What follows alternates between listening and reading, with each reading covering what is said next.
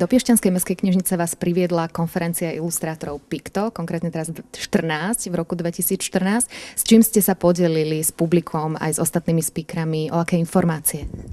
Tak môj príspevok bol o street arte alebo výtvarnom umení vo verejnom priestore, ktorý sa dá využiť ako nástroj pre zlepšenie verejných priestorov a posilňovanie lokálnych komunít.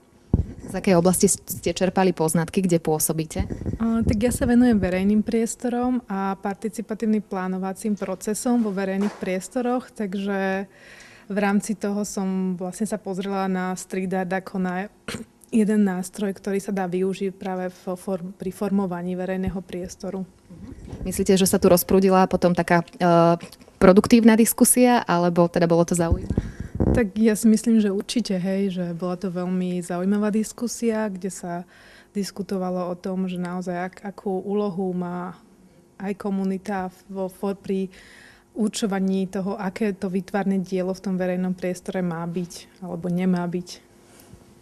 Z akých zdrojov ste sa dozvedeli o tejto konferencii? Kto vás prizval? Tak dozvedela som sa o tom od organizátorov tejto konferencie, ktorí ma oslovili s tým, že by boli radi, ak by som spravila príspevok na tejto konferencii, keďže sa jedná o konferenciu zameranú aj na verejné priestory, ktorým sa venujem.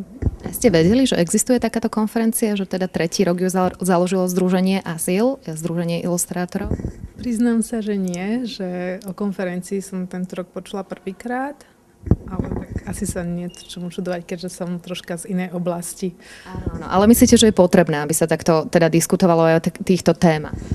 Určite áno, ako je veľmi dobre, keď sa prepájajú rôzne oblasti pri utváraní tak dôležitej témy, ako sú verejné priestory. Ako na vás vplýva priestor Mestskej knižnice a vlastne celkovo, že teda spoluorganizátorom je Mestská knižnica a takéto teda ilustrátori sa združujú tuto práve v Piešťanoch?